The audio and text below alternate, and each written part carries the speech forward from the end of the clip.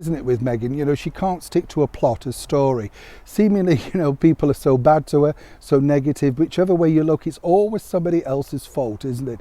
And I find this incredible because particularly when you're in the public eye, as we've seen recently, she's interviewed the diva Mariah Carey, because Mariah Carey really was a very talented singer, but nothing was happening until really she got together with the boss of Sony Records, you know. And when they say we're strong, empowering, independent women, indeed they are, but they marry rich. And so, as a lot of people have said, you know, you don't say anything when you marry rich. If you think about it, Meghan Markle was a struggling sort of D-list actress until she met Prince Harry on a quest to find an English boyfriend by scouting around these shores to find anybody that could up her profile in anything, from an X Factor star right through to the likes of a footballer who had been party to, of course, Girls Aloud singer Cheryl Cole, or Cheryl Tweedy as ever she wanted to be called. Fascinating stuff. They all do it, but the bottom line is then you're not allowed to do it because they're empowering women.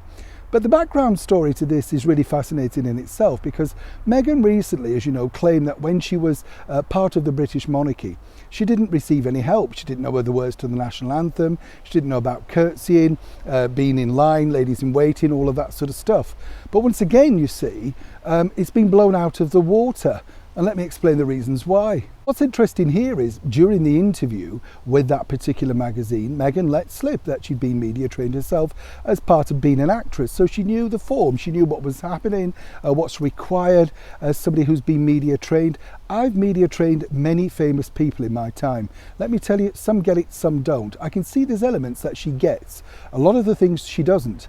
But what she let slip in that particular interview was this, and as ever, we have to say allegedly, even though it's in print. She basically said that she'd been media trained, but then royal media trained. So did she receive any help, or didn't she?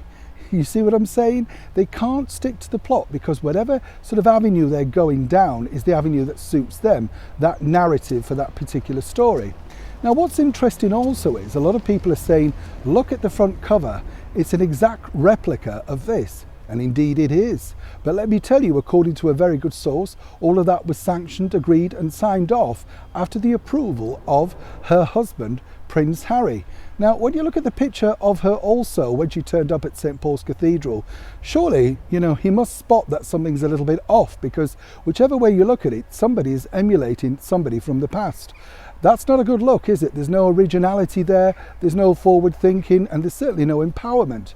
But of course, for Meghan, all she really wants is to be talked about. She doesn't care whether it's good or bad or indifferent, as long as you talk about her. And of course, we're doing that right now. But bigger things are at foot.